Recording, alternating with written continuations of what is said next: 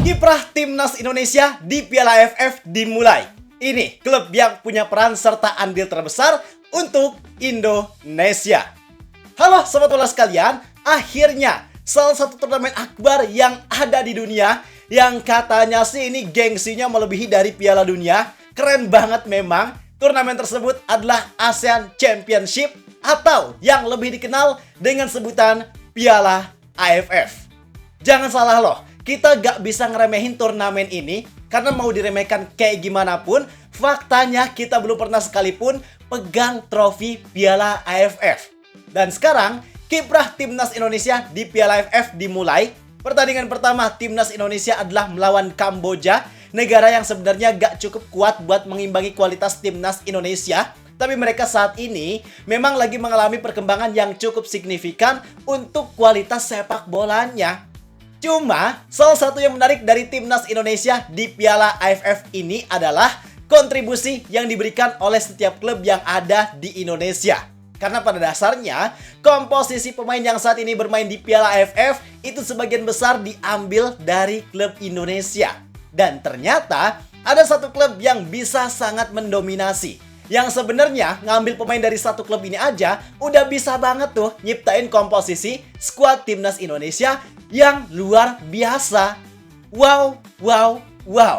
Maka atas situasi tersebut, di sini kita mau ajak kalian buat bahas tentang klub yang punya peran terbesar untuk Timnas Indonesia saat ini. Kita bahas sekitar 3 atau 4 klub. Dan terakhir tentu nanti kita tutup sama penjelasan dari klub yang punya peran paling besar.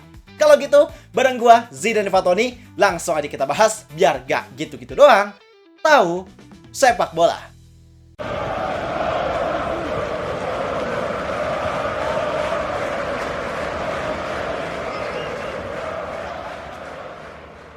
Oke, langsung aja. Jadi ada 26 pemain yang dipanggil untuk memperkuat skuad Timnas Indonesia di Piala AFF 2026. Sebenarnya, ada satu pemain yang terkendala buat memenuhi panggilan, yaitu Justin Hubner. Gua juga gak ngerti sama pola pikir dari PSSI ini gimana. Padahal Justin ini kan sekarang udah jadi andalan Fortuna Sittard. Dia juga lagi sibuk latihan dan pertandingan pramusim bareng klubnya. Bahkan klubnya juga udah menolak untuk melepas Justin Hubner ke Piala AFF. Tapi pihak dari PSSI dan Timnas Indonesia tetap bersikeras mengusahakan supaya Justin Hubner bisa gabung ke Timnas Indonesia. Ini gue gak habis pikir lagi. Kenapa kok mereka semaksa itu loh? Padahal Indonesia juga gak kekurangan stok back tengah berkualitas. Kita masih punya Komang Teguh yang di musim kemarin jadi andalan utama Borneo FC. Masih ada Kakang Rudianto, masih ada Dion Marks juga. Intinya kita masih ada opsi lain ketimbang memaksakan untuk memanggil Justin Hubner. Karena pada dasarnya, pemanggilan Justin Hubner ke Piala AFF justru bakal mengganggu karir dia di klub. Pertama, ada potensi cedera yang bisa aja dia alami.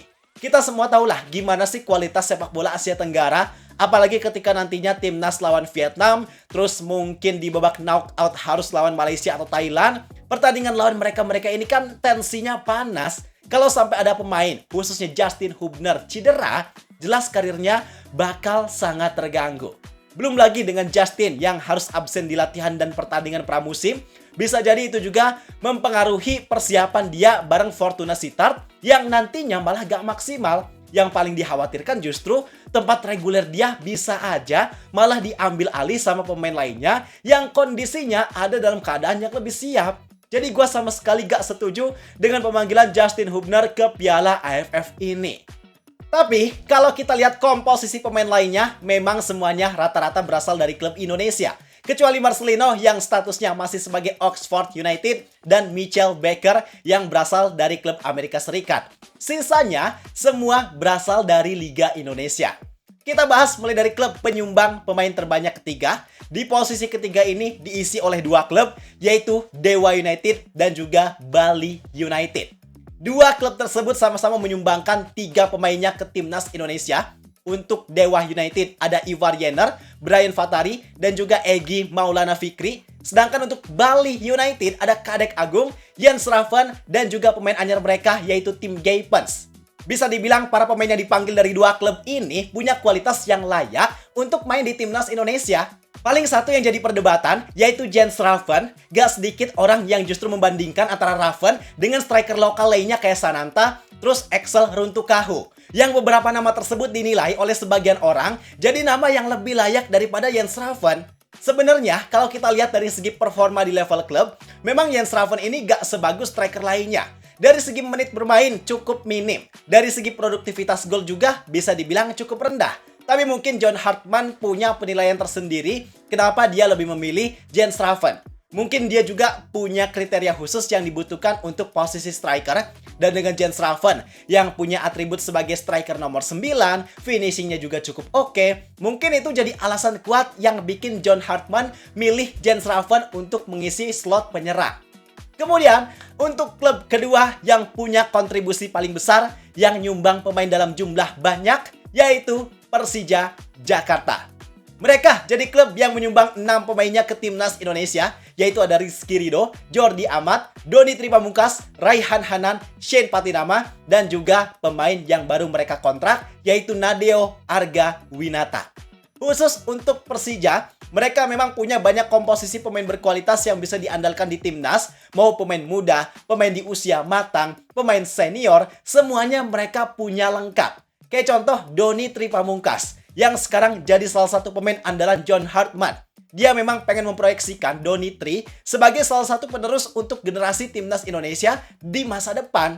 Kemudian untuk pemain yang ada di usia matang, ada Rizky Ridho yang jelas jadi andalan utama. Ada juga Nadeo yang sekarang berstatus sebagai kiper terbaik Indonesia di bawah Martin Pas dan Emil Audero. Bahkan pemain senior kayak Jordi Amat, walaupun kualitasnya udah gak sebagus ketika masa prime-nya, tapi peran dia sebagai pemain senior yang bisa membimbing para pemain muda, bisa ngasih ketenangan, itu sangat dibutuhkan untuk menjaga stabilitas yang dimiliki oleh timnas Indonesia. Kemudian, untuk klub yang punya peran atau kontribusi paling besar untuk timnas Indonesia, klub dengan penyumbang pemain terbanyak untuk timnas Indonesia, yaitu Persib Bandung. Ini jelas udah gak ada perdebatan lagi. Para pemain Persib yang dipanggil ke timnas Indonesia jelas semuanya punya kualitas yang sangat baik. Mulai dari Tom Haye, Beckham Putra, Mark Locke, Eliano Reinders, Sadil Ramdhani, termasuk 2 pemain baru mereka, yaitu Sandy Walsh dan juga Ragnar Oratmangun. Kita semua bisa melihat dan pasti sangat sepakat bahwa semua pemain tersebut memang jadi pemain yang sangat berkualitas dan sangat layak untuk jadi bagian dari timnas Indonesia.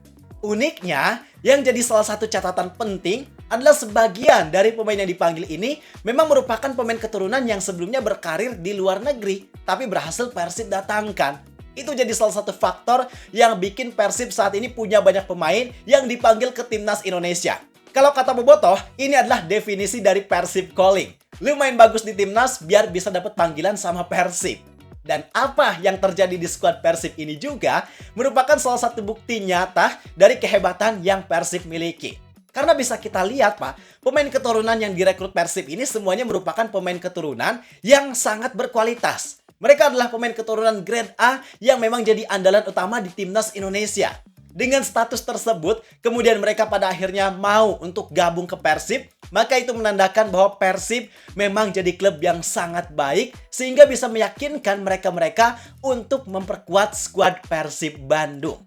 Dan fakta uniknya juga, sebenarnya pemain Persib yang awalnya dipanggil ke timnas itu berjumlah sekitar 11 atau 12 pemain gitu. Yang uniknya, kalau para pemain tersebut dibentuk jadi satu skuad utuh, itu jumlahnya pas dan komposisinya sangat ideal untuk para pemain tersebut jadi pemain yang mewakili timnas Indonesia. Saking mewah dan berkualitasnya skuad yang dimiliki oleh Persib saat ini. Maka situasi yang terjadi di skuad Persib sekarang memang jadi bukti bahwa mereka saat ini jadi klub yang memang punya peran paling besar untuk timnas Indonesia di Piala AFF sekarang. Untuk Bobotoh nih, kalau kalian nonton pertandingan timnas, itu serasa nonton Persib juga karena saking banyaknya pemain Persib yang main di sana. Dan sebenarnya, situasi ini juga secara gak langsung berdampak baik untuk timnas Indonesia. Karena dengan banyaknya pemain yang udah terbiasa main di klub yang sama, itu jadi keunggulan yang bikin chemistry di antara mereka pasti udah terjalin dengan sangat baik. Sehingga permainannya di timnas Indonesia itu bisa sama baiknya dengan permainan yang mereka tampilkan di level klub. Bahkan fakta yang lebih uniknya lagi, ini jadi fakta yang bikin sepak bola Indonesia bisa jadi lebih adem, bahwa komposisi starting 11 dari timnas Indonesia di Piala AFF ini benar-benar didominasi sama pemain yang berasal dari dua klub, yaitu Persib Bandung dan juga Persija Jakarta. Bisa kita lihat komposisi starting 11 ketika mereka uji coba lawan Bali United.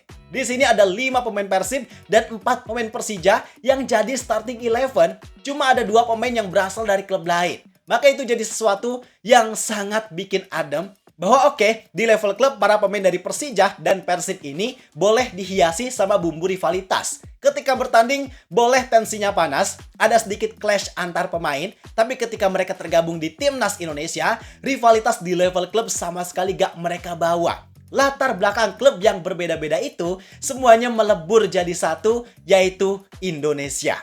Nah, harapan terbesarnya, semoga situasi ini juga bukan cuma terjadi di pemain, tapi juga bisa terjadi di supporter.